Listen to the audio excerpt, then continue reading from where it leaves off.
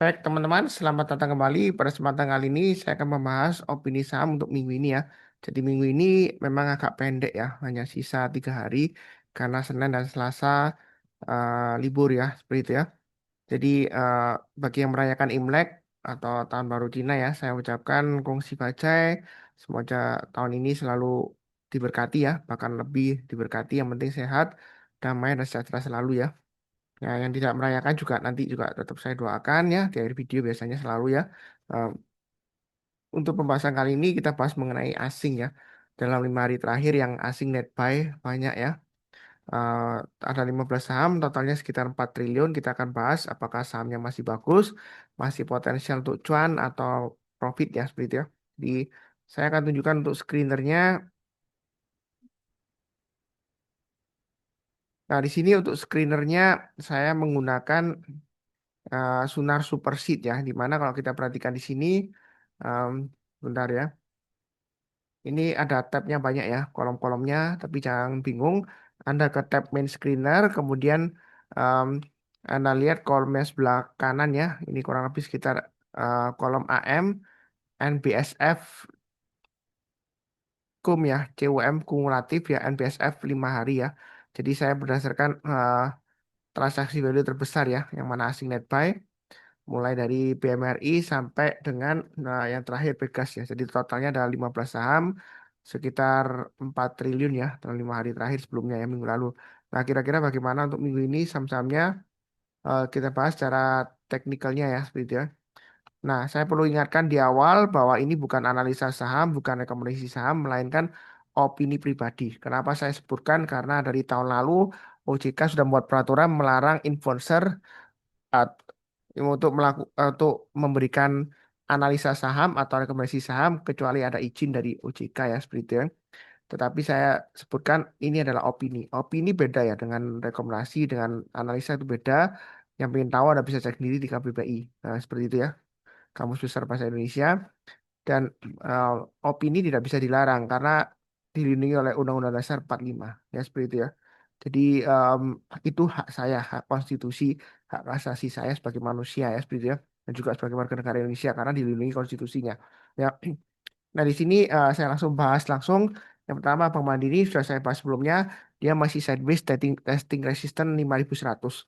Nah, kalau mau buy, memang kalau testing resisten gini tanggung ya. Sekalian kita ikut lantai bangunan berikutnya, kalau dia naik ke atas 5.100, kita mulai buy atau average up. Kalau naik lagi ke atas 5.175, kita tambah lagi target price berikutnya 5.300 dan 5.575 ya. Seperti itu. Atau kalau yang mau buy on weakness, Anda bisa tunggu di lantainya 4720 atau 4830. Jadi kalau turun jangan langsung buy. Kita lihat kalau dia sudah berhasil rebound mantul ke atas, ya kita baru buy atau average up istilahnya seperti itu ya. Jadi kalau misalnya Anda sudah buy sebelumnya ya jadi Anda boleh tambah lagi atau average up kalau dia sudah berhasil rebound mantul ke atas. Tapi kalau belum ya jangan ya seperti itu. Jadi ibaratnya lantai bangunan kalau ini lantai satu, ini lantai dua ya.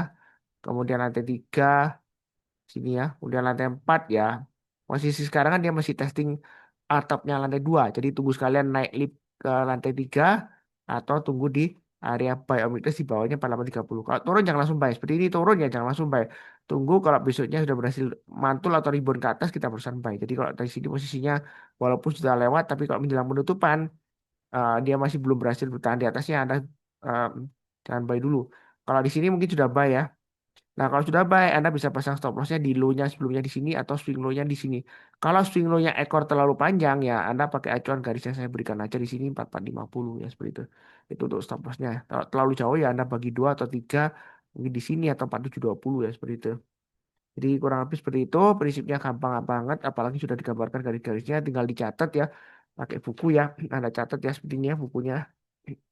Kemudian em, di, Anda kalau mau pasang trailing stopnya, Anda bisa pasang trailing stopnya. Kalau di aplikasi sekuritas CP, Capital Buri, nah itu Anda bisa pasang. Jadi kalau naik, Anda bisa tambah lagi atau average up. Ya, kurang lebih seperti itu cukup. Berikutnya untuk Telkom. Telkom kalau kita lihat, dia testing resistance 3550. Ya, seperti saya gambarkan sebelumnya. Nah, karena posisinya di tengah-tengah, kita tunggu buy or weakness saja di sini 3390 atau 3260 ya. Jadi ada dua area di sini untuk Telkom. Anda terserah mau pilih yang mana. Eh, yang penting disesuaikan dengan risiko profil masing-masing ya. Kalau turun jangan langsung buy. Tunggu kalau dia berhasil rebound mantul ke atas kita perusahaan buy. Kalau nggak dikasih kita lihat di sini hanya di 3560 ya minggu lalu. Kalau dia berhasil naik ke atas 3560 menjelang penutupan atau besoknya kita boleh tambah lagi buy up atau average up ya. Pakai pas berikutnya 3720, 3840 dan 3990 ya. Kalau lebih cukup berikutnya untuk UNTR. Nah, UNTR ini kalau kita lihat MA20-nya memang masih mengarah ke bawah. Sebelumnya sudah saya bahas ya di video sebelumnya. Tapi kalau kita lihat dia sudah mulai recovery. Tahu dari mana? Swing low-nya dia kan selalu lebih tinggi daripada swing low sebelumnya. Ya high-nya juga lebih tinggi kan. Ya ini sudah mulai naik recovery. Tapi kalau buy-nya jangan terlalu banyak. Buy-nya bertahap aja. Kalau naik kita tambah lagi atau average up. Memang kalau sudah naik ngomongnya gampang. Kok sebentar saya belinya di bawah loh. Murah loh. Ya kalau naik. Ya coba kalau turun anda pasti nggak berani share screenshotnya karena Anda kan dikata-katain oh saham lagi turun kok downtrend Anda beli. Ya kalau sudah naik biasanya orang share pamer kemana-mana. Ya seperti itu ya. Ya saya sih nggak nyalahkan Anda mau pamer itu hak Anda. Cuma saya nggak mau menjelekkan Anda juga. Biasanya sih ngomongnya gampang ya. Tapi saya tetap ngajarinya itu follow the trend. Well, maaf, follow the trend ya. Jadi kalau downtrend, tahu dari mana emang dokumennya masih mengarah ke bawah ya, kita jangan buy dulu. Ataupun kalau dia mau buy ya buy-nya bertahap aja. Ya sesuai dengan garis-garis yang sudah saya berikan. Kalau dia berhasil naik ke atas 29750, kita boleh buy atau tambah lagi average up. Naik lagi ke swing high di sini ada checkpointnya 30.100, tambah lagi kalau mau ya pakai bersyukurnya 30.500 dan 32.000. Tapi kalau nggak keburu-buru, Anda tunggu buy or weakness ya tunggu aja di sekitar area 26.500 sampai 27.000 ya. Ini area buy or weakness-nya atau di sekitar area 28.475 ya. Ya 28.400 sampai 28.500. Kalau turun jangan langsung buy ya. Tunggu kalau dia berhasil rebound mantul ke atas. Itu yang mau buy or weakness ada dua area ya.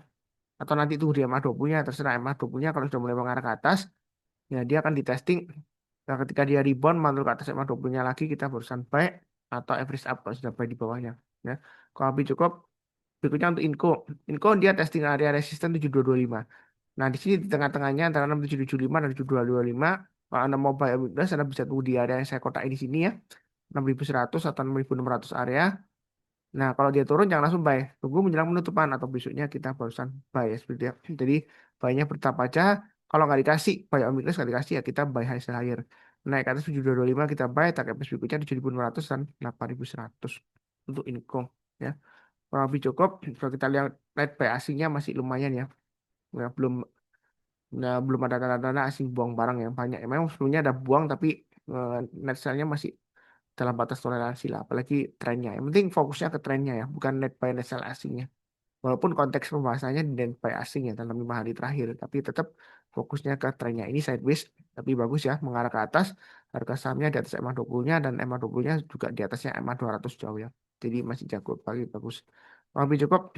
Berikutnya TINS ini, nah sudah saya gambarkan garis-garisnya, area resistennya sekarang dia testing 4110. Dan di sini ada checkpointnya 4380. Anda mau buy sebenarnya nanggung karena dia masih testing resisten. Jadi dua pilihan, Anda tunggu buy or weakness di 3490 atau 3020. Kalau nggak dikasih, Anda boleh buy high sell higher. Kalau dia naik ke atasnya 4240 minggu ini atau naik ke atasnya high-nya minggu lalu 380 Anda buy, naik ke atas 4.600 Anda tambah lagi atau average up target loss berikutnya sekitar 5.100 untuk TINS ya. Jadi jangan lupa dicatat untuk garis-garisnya, tinggal pasang trailing stopnya. Yang belum punya sekuritas atau mau cobain sekuritas saham yang saya pakai CP atau KB Valburi, Anda bisa klik link pembukaan rekening ya, tanya ke saya, chat langsung, nanti saya berikan linknya. Jadi Anda bisa cobain ya, di sana ada fitur yang lengkap, bisa pasang trailing stop, GTC dan lain-lain ya. Jadi ya bisa untuk money management eh, sesuai dengan keinginan Anda lah seperti itu ya. Jadi fleksibel ya. Nah, nah, untuk pembukaan rekening memang saya punya izin BPPE ya. Jadi saya berhak untuk membantu pembukaan rekening ya. Eh, dan ada lisensinya juga. Dalam prosesnya kalau ada stuck atau kesulitan Anda bisa konsultasikan ke saya ya. Seperti itu nanti saya bantu untuk sekuritas Capital beri. Ya, kalau lebih cukup ya. Eh, berikutnya di sini kalau kita perhatikan untuk ADI ya. Dia area biomidas 8425, 8125, dan 7725. Ya. Nah, kalau kita lihat di sini area resistance-nya 8.800 sampai 8.950. Kalau dia pullback, ya kita tunggu di 8425, 8125, dan 7725. Jadi kalau turun kita jangan langsung buy, tunggu kalau dia berhasil rebound, mantul ke atas kita barusan buy, bridge up ya seperti itu ya. Atau buy weakness kalau misalnya sebelumnya sebelumnya belum beli ya. Nah, kalau dia naik ke atas 8.800 boleh tambah lagi, naik ke atas 8.950 Ini saya sudah gambarkan trading range-nya 9.400 dan 9.800 untuk ADI. Jadi tinggal ikutin aja garis-garis yang sudah saya berikan. Kalau ada yang tanya, Pak Sunar, apakah masih bisa naik lagi? Jangan-jangan ini turun ya, karena ini resisten.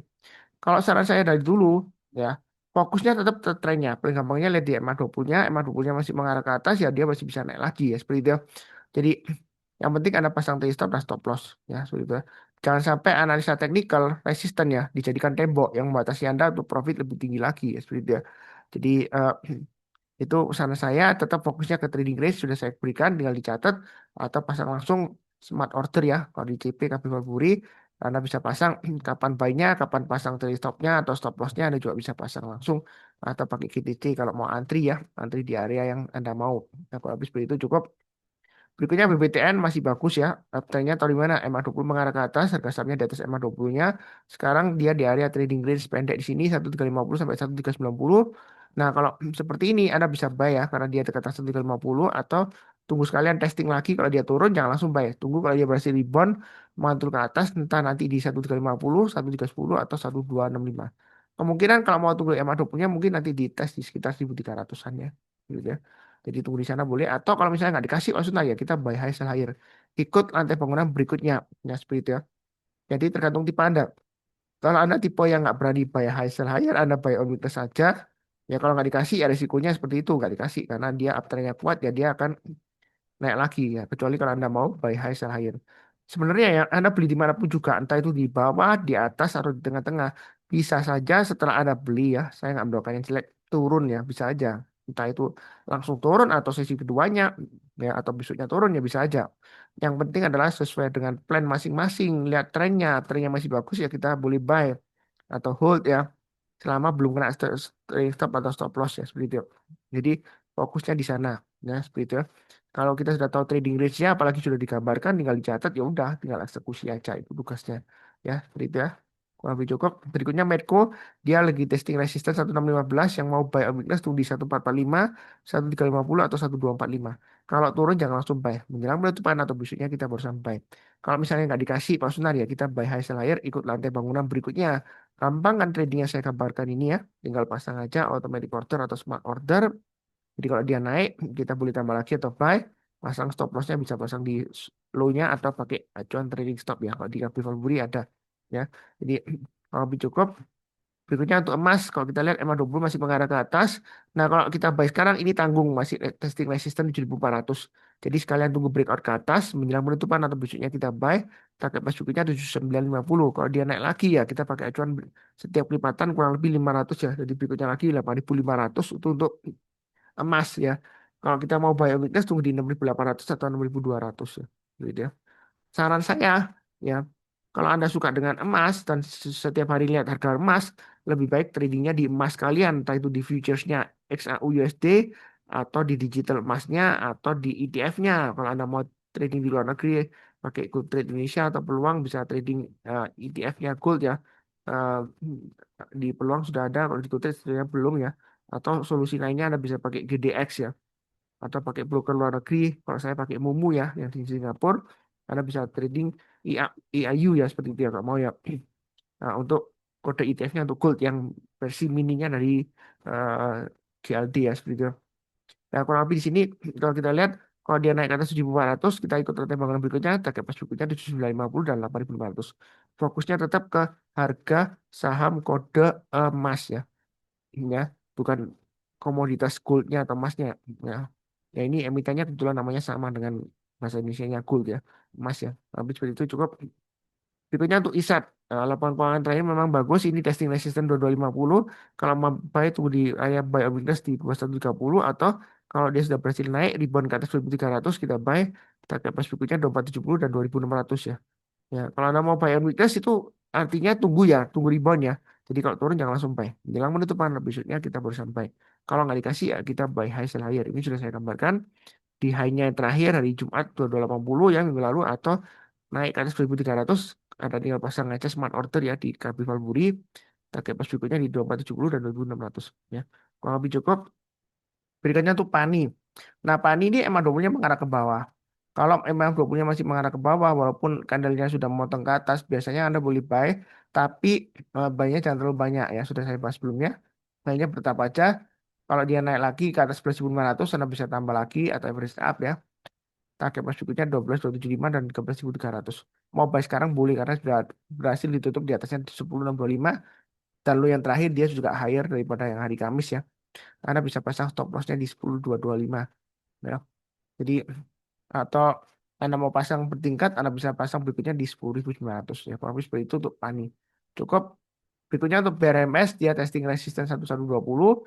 Ya sekalian trading ke atasnya, ikut nanti bangunan berikutnya, naik ke atas 1190, Anda tambah lagi average up, target price berikutnya 1385. Yang sudah punya pasang stop lossnya di 1040 atau 1030, ya atau swing high di sini di 1020. Nah, kalau mau bayar weakness di bawahnya ya tunggu di 955. Kalau turun jangan langsung buy ya, tunggu kalau dia berhasil rebound, mantul ke atas kita barusan buy. Ya cukup ya. Berikutnya MDKA. Kalau sudah punya emiten emas, lebih baik jangan trading juga di MDKA. Nanti kebanyakan ya. Ya, karena kurang lebih hampir sama lah ya. Dia sentimennya ke komoditas juga, walaupun nggak selalu ya. Jadi tetap fokusnya ke harga sahamnya, bukan ke harga komoditasnya. Nah, di sini kalau mau buy minus di 2930 atau 2620. Ya, jadi kalau turun jangan langsung buy. Ini turun pas nah, jangan langsung buy. Tunggu aja menjelang penutupan. Kalau dia belum berhasil naik ke atas garis yang sudah saya berikan, ya tunggu aja. Besoknya kita lihat, oh ini pas sudah naik ya. Oh, ternyata bener kan. 930 naik ke 3190. Ini sudah saya gambarkan ya. Dan ini rapi juga berdasarkan Fibonacci extension 3 titik ya.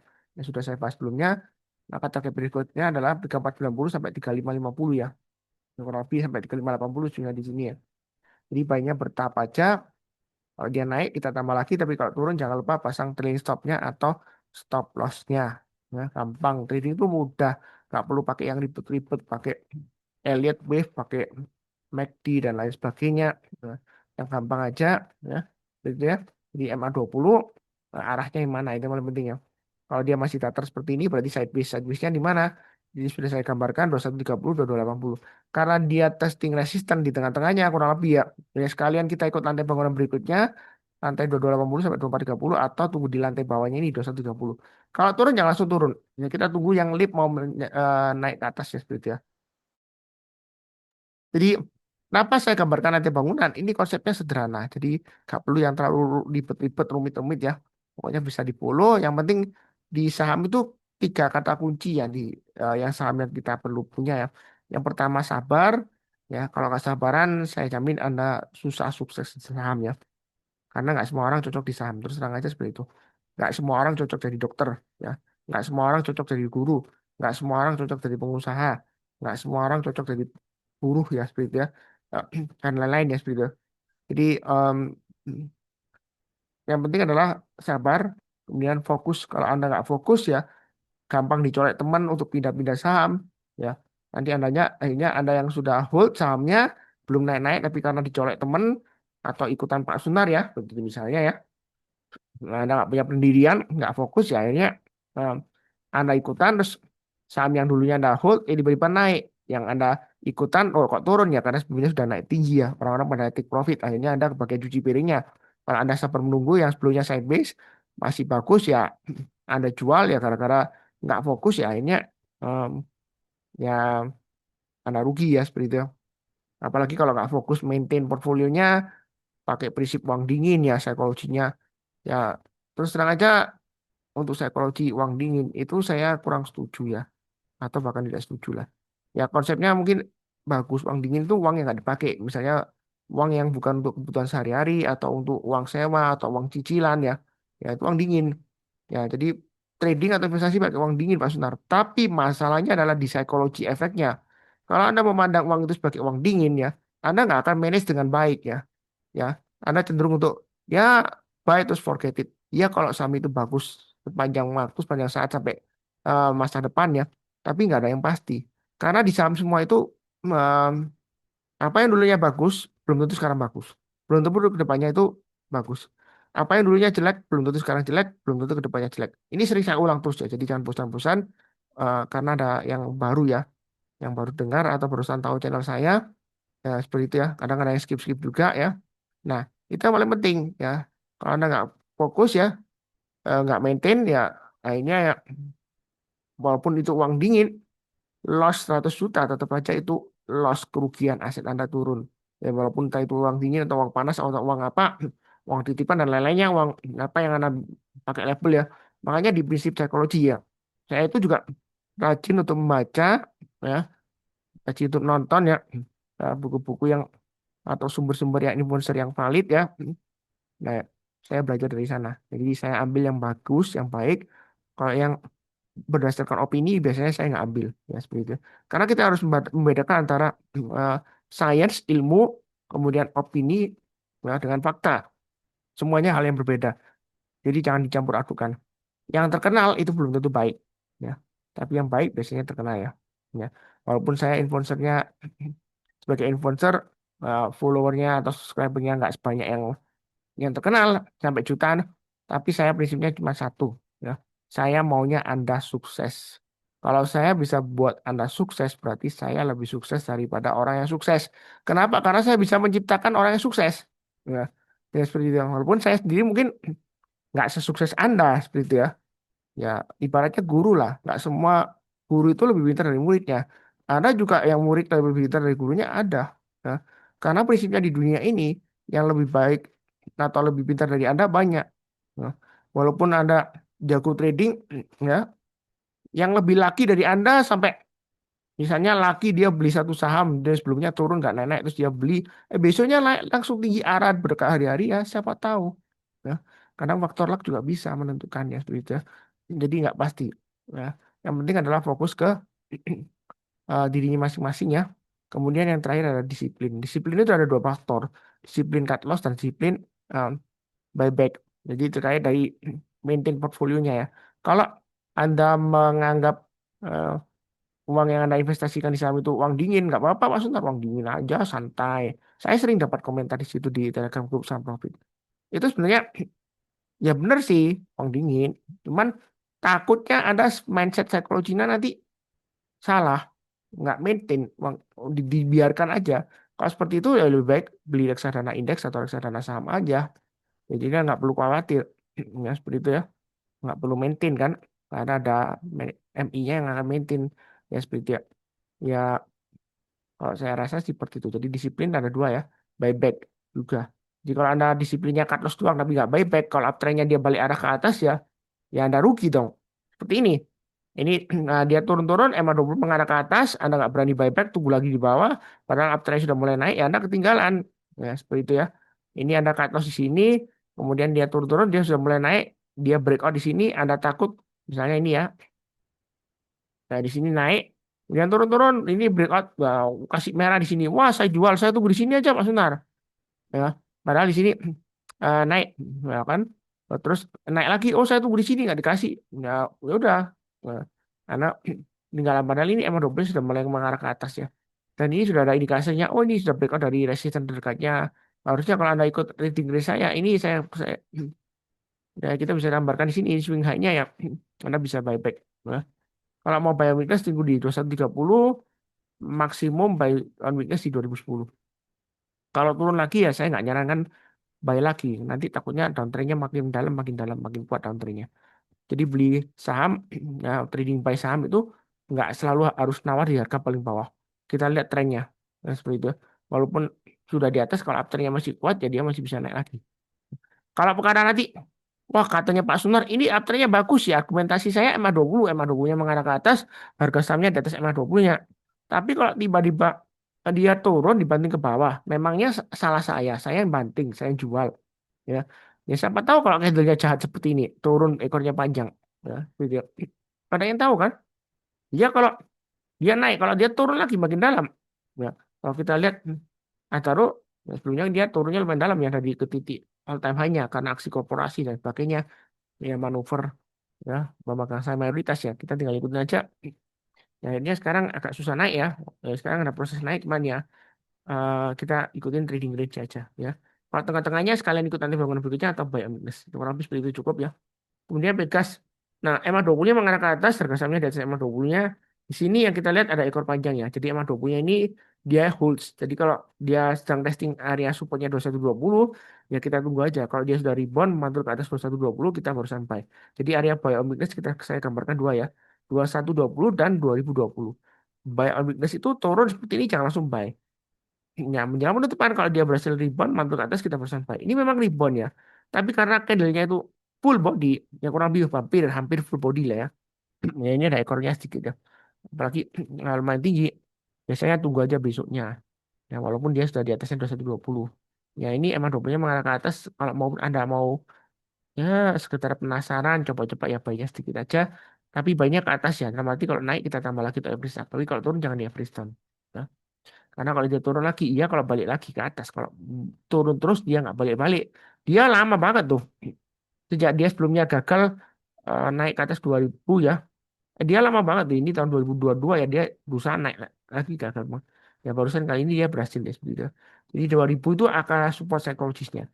Kalau untuk Pegas dia gagal bertahan dari 2000, Anda jangan lihat yang di sini. Oh ini ekor maksudnya dia pasti rebound belum tentu. Ya. Jadi lebih baik kurangi posisi atau jual dulu nanti kalau sudah balik lagi ke atas kita berusaha buyback ya seperti itu. Karena di saham antara membeli saham, buy saham dengan sell saham atau jual saham yang paling gampang itu buy saham. Kenapa? Karena kita tinggal hit buy aja ya seperti itu. Yang susah itu jualnya. Kenapa? Karena kalau kita jual kita dihadapkan pada dua jalur. Kalau saya jual ini posisinya profit. Kalau naik lagi gimana Pak Sunar? Saya kan rugi kalau saya jual kecepatan. Nah, bingung kan? Kalau mau jual profit, kalau saya take profit, naik lagi gimana? Ya, seperti itu. Biasanya umumnya ya berdasarkan seminar saya sebelumnya ya itu yang saya tanya waktu tatap muka ya sebelum COVID ya. Kebanyakan kalau sudah sell dia maunya buybacknya di harga di bawahnya ya, seperti itu ya. Jadi dia diadakan dilema. Kalau dia sell, naik lagi gimana? Kalau nggak di sell, nanti profitnya hilang gimana? Itu kalau posisi profit. Kalau posisi loss, ya mau jual juga susah. Nanti kalau saya jual dia rebound gimana Pak Sunar? Gitu. Kalau dia nggak rebound makin dalam turunnya gimana? Ya. Atau makin parah lagi. Dia nggak pikiran jual malah kepikiran mau di average down. Ya, ya itu ya makin parah. Ya kalau nanti naik kalau nggak naik lagi ya gimana? Gitu. Jadi kita harus punya trading plan ya, catat ya. Catat itu perlu ya, pakai kertas, pakai buku atau kertas atau apapun juga, atau di HP juga boleh ya seperti itu ya. Kalau di HP kan kadang-kadang kalau baterainya habis atau error kan kita hilang catatannya. Mungkin di kertas manual itu paling enak ya seperti itu. Itu saran saya. Karena ada beberapa orang yang saya kasih saran catat di kertas, dia catat, dia sukses trading sendiri. Ya seperti itu ya. Dia sekarang mandiri, dia catat trading range-nya. Dia sering share juga di grup ya. Sebenarnya dia share catatannya juga ya, dia catat di kertas ya seperti itu ya. Nah, itu pentingnya. Nah, nah, fokusnya juga di saham-saham yang ada di portfolio masing-masing, kemudian di uh, watch list-nya. Anda kira-kira mau trading buy apa atau invest di apa sahamnya, atau yang sudah punya Anda mau istilahnya mau jual, pindah yang lainnya juga Anda fokusnya di portfolio dan watch list-nya. Ya, jangan lihat di IHSG. Ya. Ada beberapa orang yang tanya saya, Pak Sunar, IHSG ke depannya bagaimana? Kalau saya sih nggak lihat IHSG-nya. Kenapa? Karena kita nggak bisa con dari IHSG. Gimana? Mungkin kita nggak bisa beli indeksnya, ya bisa beli ETF-nya tapi LQ45 ya, atau indeks 30 dan indeks tematif. Tapi ETF di Indonesia itu entah kenapa nggak liquid ya. Beda dengan di luar negeri. Di Indonesia itu orang lebih suka langsung goreng sahamnya daripada beli ETF-nya ya. Seperti itu. Namanya ETF kita nggak berkembang, nggak liquid. Ya, seperti itu ya. Dan pasar sahamnya juga seringkali dihadapkan dilema. Ya saya nggak mau panjang lebar lagi lah bahasnya karena sudah ada kontroversial dari MSCI. Saya rasa sih cukup sekian. Kemudian di akhir video saya doakan selalu semuanya selalu sehat, damai dan sejahtera selalu. Amin. Terima kasih banyak. Tetap semangat. Sekian.